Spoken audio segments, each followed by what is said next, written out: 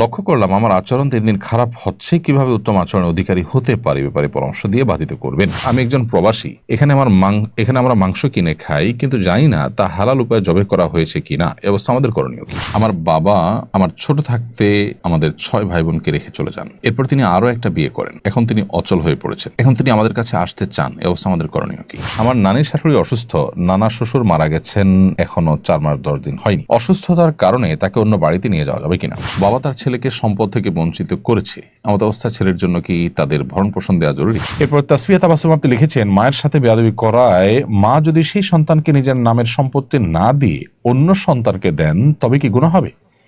বোন তাসফিয়া, কোনো মা কোনো বাবা সন্তান তাদের প্রতি বেয়াদবি করেছেন, কোনো অন্যায়াচরণ করেছেন, সেই জন্য তাদের নিজেদের সম্পদ যাতে মৃত্যুর পর সন্তান না পায় তার জন্য কোনো ব্যবস্থা করে গেলেন অথবা জীবদ্দশা বলে গেলেন, এটা সুযোগ নেই। কারণ সন্তান কোনো অন্যায় বা অপরাধ করলে আল্লাহর কাছে সে দায়ী থাকবে, মা বাবার সম্পদ থেকে বঞ্চিত করবার কেউ নয়। কারণ সম্পদ থেকে বঞ্চিত করার কোনো অপশন শরীয়তে নেই। আপনি সন্তান হিসাবে যখন মা বা বাবার সংসারে, তাদের বাসায়, তাদের ঘরে জন্মগ্রহণ করেছেন, বাই ডিফল্ট অ্যাজ এ সন্তান আপনার অধিকার হয়ে গেছে তাদের সম্পদের ভাগ পাওয়া। এখানে তারা চাইলেও আপনাকে সম্পদ থেকে বঞ্চিত করতে পারবেন না। ওয়ারিশ সূত্র যেটি, সেটি হলো যে বাবা মায়ের ঔরসে তাদের গর্ভে জন্মগ্রহণ করেছেন, সো সন্তান হিসাবে আপনি তাদের সম্পদের প্রাপ্য অধিকার আপনার চলে আসবে যতক্ষণ আপনি মুসলমান থাকবেন। কেউ মোরতাদ হয়ে গেছে, ইসলাম ত্যাগ করে চলেছে, তখন সে আর ওয়ারিশ থাকে না। সো এখানে অনেক মা বাবা যে তেজ্যপুত্র করেন বা সন্তানকে সম্পদ থেকে বঞ্চিত করেন, এই কাজগুলো অনুচিত, অন্যায় কাজ। সন্তান কোনো অন্যায় করে থাকলে সেটি আলাদা বিষয়, আল্লাহর কাছে তার বিচার হবে, কিন্তু তাকে সম্পদ থেকে বঞ্চিত করতে পারবেন না, বা সন্তান হিসাবে তাকে তেজ্যপুত্র তথাকথিত এটাও আপনি করতে পারবেন না। নুরুন নাহার আপনি লিখেছেন, আমার বাবা আমার ছোট থাকতে আমাদের 6 ভাই বোনকে রেখে চলে যান। এরপর তিনি আরো একটা বিয়ে করেন। এখন তিনি অচল হয়ে পড়েছেন। এখন তিনি আমাদের কাছে আসতে চান। এ অবস্থা আমাদের করণীয় কি? নুরুন নাহার, আপনার বাবা আপনাদেরকে ছোট থাকতে রেখে যে চলে গেছেন, এটা তার একটা অপরাধ হয়েছে, তিনি গুনাহ করেছেন। তিনি তার রক্তের সবচেয়ে কাছের যে আত্মীয়, সেই সন্তানদেরকে তিনি রেখে চলে যাওয়াটা তার গুনাহ এবং অপরাধের কারণ, কবিরা গুনাহ হয়েছে। কারণ আপনাদের ভরণ পোষণ দেওয়া, আপনাদের প্রতি সুসম্পর্ক বজায় রাখা, এটা তার কর্তব্য ছিল, সেটা তিনি করেননি, ভুল করেছেন। আরেক বিয়ে করেছেন, সেটি ভিন্ন বিষয়।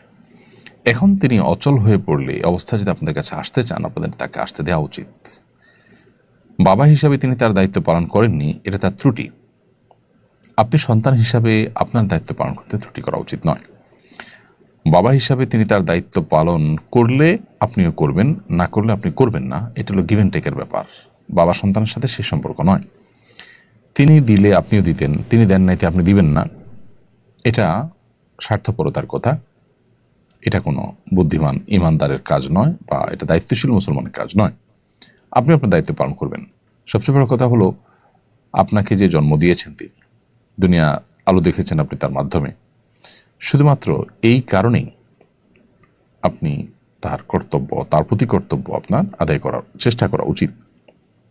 আল্লাহ রাব্বুল আলামিন আমাদেরকে বাবা মার প্রতি যে সদাচরণ করার নির্দেশ করেছেন, সেটা শর্ত দিয়ে বলেন না যে তারা তোমাদের হক আদায় করলে তোমরা তাদের প্রতি সদাচরণ করিও, তা বলেননি। আল্লাহ বলেছেন, ওয়াবিল ওয়ালিদাইনি ইহসানা, মা বাবার প্রতি তোমরা সদাচরণ করবে। সো আমরা তাদের প্রতি সদাচরণ করার চেষ্টা করবো আমাদের সাধ্য অনুযায়ী, ইনশাআল্লাহ তাআলা। বাবা তার ছেলেকে সম্পদ থেকে বঞ্চিত করেছে, এমত অবস্থা ছেলের জন্য কি তাদের ভরণ পোষণ দেওয়া জরুরি? একই কথা প্রযোজ্য। আমরা একটু আগে যে প্রশ্ন উত্তর দিয়েছি, সেই উত্তরটি এখানে আপনি রিপ্লেস করতে পারেন, বা সেই উত্তরটি এখানে অনুসরণ করতে পারেন। অর্থাৎ বাবা ছেলেকে সম্পদ দেয়নি বা অন্যদেরকে সম্পদ ভাগ করে দিয়েছে, কারোর প্রতি জুলুম করেছেন, এটি তার বাবার অন্যায় হয়েছে, অপরাধ হয়েছে, তিনি গুনাহ করেছেন। কিন্তু বাবা বিপর্যস্ত হলে, বিপদগ্রস্ত হলে সন্তান হিসাবে তার ভরণ পোষণ দেওয়ার অপশন আসলে আপনি অবশ্যই তার ভরণ পোষণ দেওয়ার চেষ্টা করবেন। অর্থাৎ তিনি যে ভুল করেছেন একই ভুল আপনি করবেন না। রক্ত সম্পর্কীয় মানুষ হিসাবে সন্তানকে দেখভাল করা বা তার সম্পদে সন্তানের যে অধিকার আছে, যেটা দেওয়ার কর্তব্য ছিল, তিনি সেটা করেননি।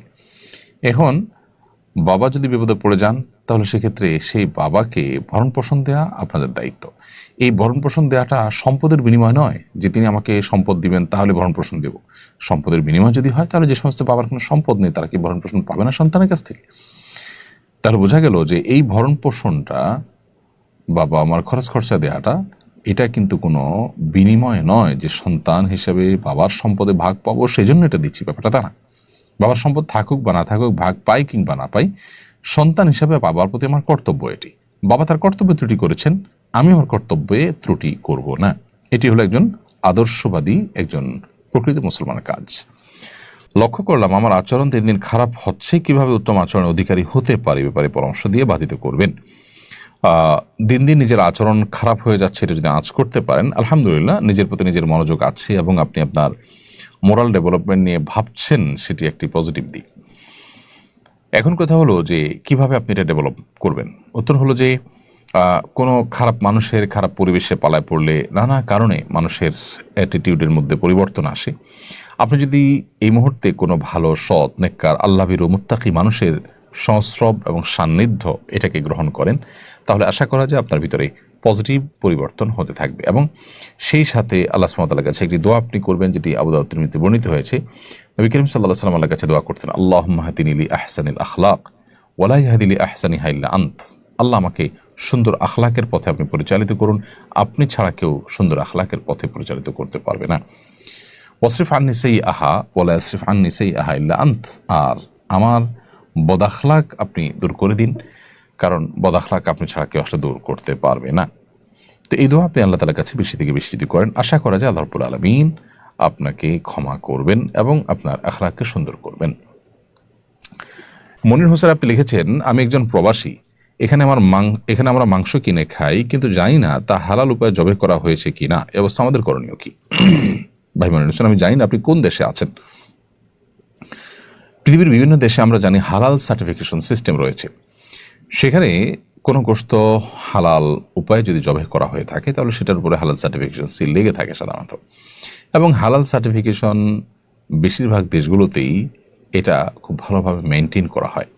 আমাদের দেশের মতো যা হালাল নয় সেটাকে হালাল লিখে দেওয়া, নামকা আস্তে হালাল সার্টিফিকেট দিয়ে দেওয়া, এ ধরনের জিনিসপত্র বা এই ধরনের কাজকাম তারা সাধারণত করেন না। তারা চেষ্টা করেন সচরাচর যেটা লিখবেন সেটা যেন বাস্তবসম্মত হয়, সেটিকে মেনটেন করতে।